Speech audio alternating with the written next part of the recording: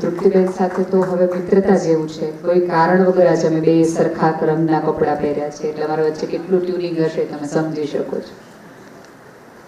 વનિતાબેનનો પણ આ તકે હું જાહેરમાં આભાર માનું કે હવે એવા શિક્ષકો અને એવા આચાર્યો રહ્યા નથી કે જેણે રિઝલ્ટ સિવાય બાળકના માનસમાં વધતા રિઝલ્ટમાં રસ હોય.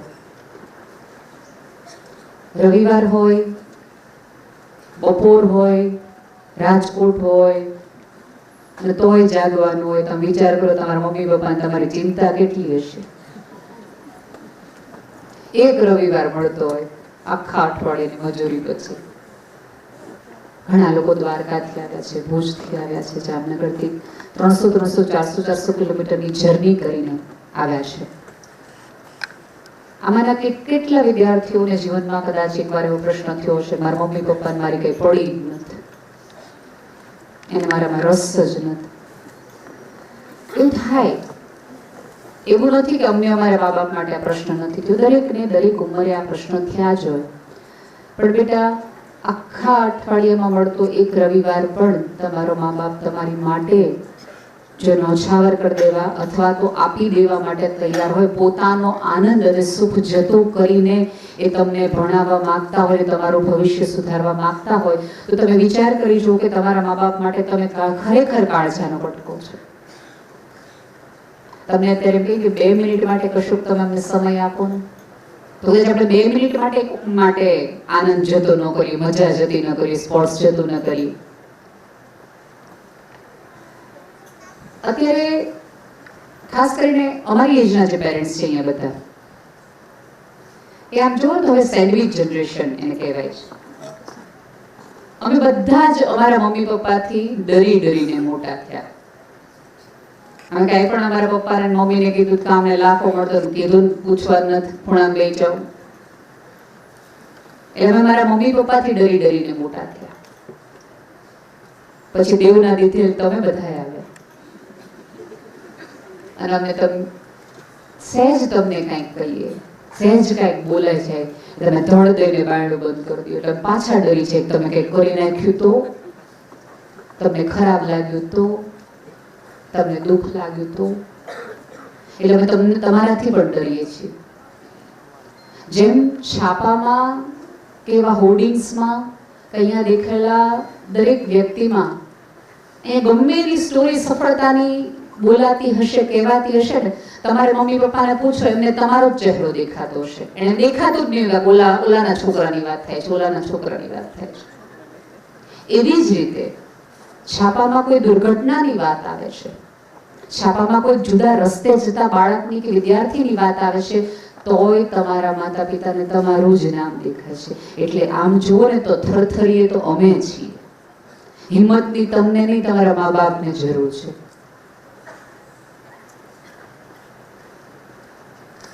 એમણે જીવનમાં એમ કરીને અહીં સુધી પહોંચી ગયા, આર્થિક રીતે સમાજમાં ક્યાંક સત્તા મેળવ્યા. પછી એને પહેલો જે વિચાર આવ્યો ને, આમના ઘણા બધા પેરેન્ટ્સ એવા હશે કે જે પોતે નહીં ભણ્યા હોય પણ પોતાના બાળકને ભણવા માટે એટલા દૂર એમણે મૂક્યા હશે. એવા એક જ વિચાર સાથે કે મને જીવનમાં ભણતર ન મળવાના કારણે જે મુશ્કેલીઓ પડી છે, એ મુશ્કેલી એના બાળકને ન મળે એટલા માટે.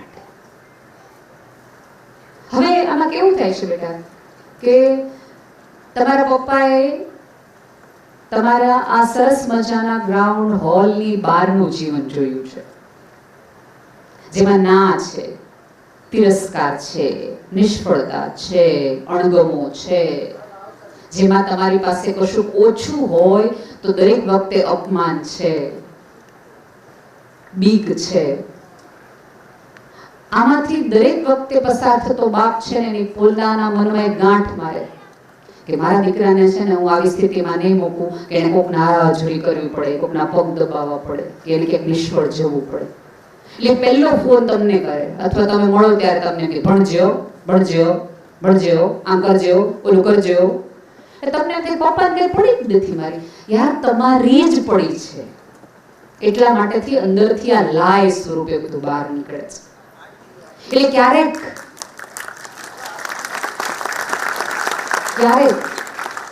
તમને કડવા વેણ મા બાપના લાગે, પણ સાવ સાચું કહું બેટા, જ્યાં સુધી જિંદગીની સવાર માતા પિતાના ઉઠાડવાથી પડે છે ને ત્યાં સુધી જ જીવવાની મજા છે. જે દિવસે ઉજાગરા અને EMI તમને ઉઠાડે તે તમને હરખું હોવાનું રૂપ છે. પૂછો મમ્મી પપ્પાને આવે છે એવી ઊંઘ? તમને અત્યારે સપના જોવાનો પૂરેપૂરો અધિકાર છે.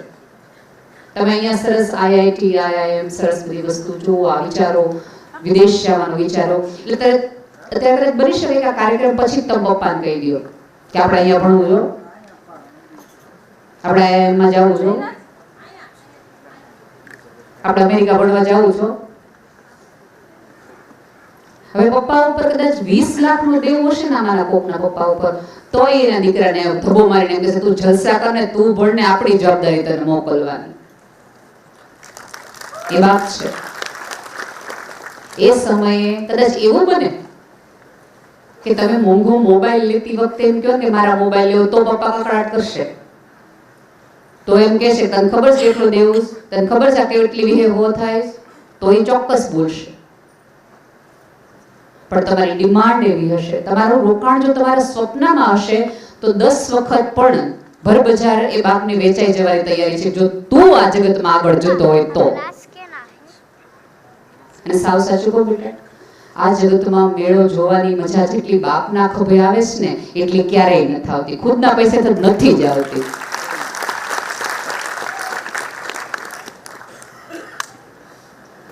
એટલે તમને લાગતી અત્યારે ટકટક, મને ખબર છે, હું તો કહું જ છું કે આ ટિકટોક જનરેશન છે, ટકટક સાંભળવા વાળી તો છે જ ને. અને આમાં કેવું થાય ખબર છે બેટા, કે તમે ઘણા બધા લોકોને સાંભળતા હશો, કહેતા હશો, અમારા જેવા સાવ બહારના લોકો આવીને તમને સલાહ આપી જાય ને તો એ મોટિવેશન કહેવાય. અને મા બાપ આપે, દાદા દાદી આપે, મમ્મી આપે તો કે આ બહુ લપ કરે છે,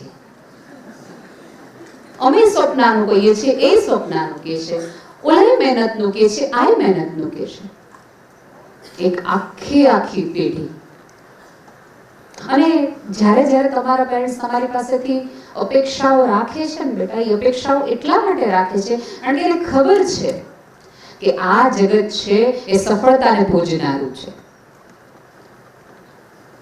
નિષ્ફળતા આ તમામે તમામ પેરેન્ટ્સ ઘૂંટડામાં ગળી ગયા છે ને એટલે ક્યારેક તમને સતત કીધા કરે છે, એવું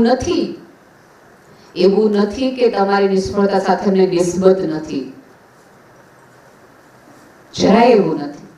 એવું ન માની લેતા સફળ તમે છો તો જ તમારા મા બાપને તમે વાલા છો. હું એક સાવ સાદી વાત કરું કે તમે ધારો કે અત્યારે અહીંથી બહાર નીકળો, ભયંકર વરસાદ આવે, તમારા કપડા મેલા થાય, કાદવવાળા થાય, તો પાડોશીના ઘરે જઈને એમ કહેશો કે મારા સાહેબ કપડા બહુ બગડી ગયા, મેલા છે, મારા ઘરે કેમ જાઉં, ફૂંકાઈ જાય પછી જાઉં. તમે તમારા ઘરે જ જાઓ ને. અને ઘર જ એક એવી જગ્યા છે કે જ્યાં તમને મેલા કપડા સાથે, ફાટેલા કપડા સાથે તમારા દરવાજા ખુલે અંદરથી. ઘરમાં ગમે એ સ્થિતિમાં ગમે ત્યારે જઈ શકાય. એનો અર્થ એ છે કે આ 8 અબજની વસ્તીમાં તમારા નામ, તમારા પિતા માતા પિતાનું જે ઘર છે એ તમને કોઈ પણ નિષ્ફળતા સાથે, કોઈ પણ નિરાશા સાથે, કોઈ પણ ભૂલ સાથે સ્વીકારી લેવાના છે, કારણ કે ઘર છે જેના દરવાજાઓ તમારી માટે હંમેશા ખુલ્લા છે. ક્યારેક કોઈ મૂંઝવણમાં આવી જાઓ, તકલીફમાં આવી જાઓ, પીડામાં આવી જાઓ, ચોક્કસ તમારા સાથે ભણતા મિત્રને કહો, તમારા મેમને કહો, પણ પહેલા તમારા માતા પિતાને કહેવાનું રાખો.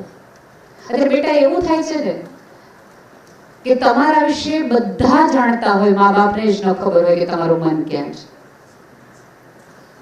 અને મા બાપને મારી નમ્ર વિનંતી છે કે સીસીટીવી કેમેરામાં સમસ્યાઓ દેખાય, ઉકેલ નહીં.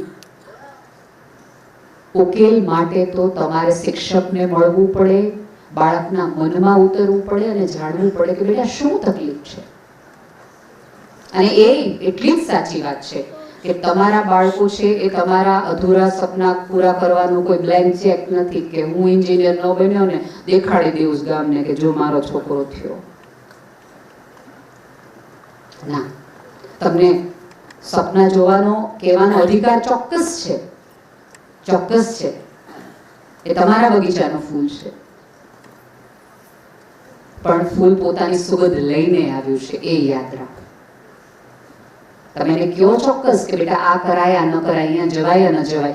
બાળકોને શું વિચારવું, એને કઈ રીતે વિચારવું ને એ થોડુંક શીખવવાની જરૂર છે. થોડો સંઘર્ષનો આનંદ લ્યો બેટા.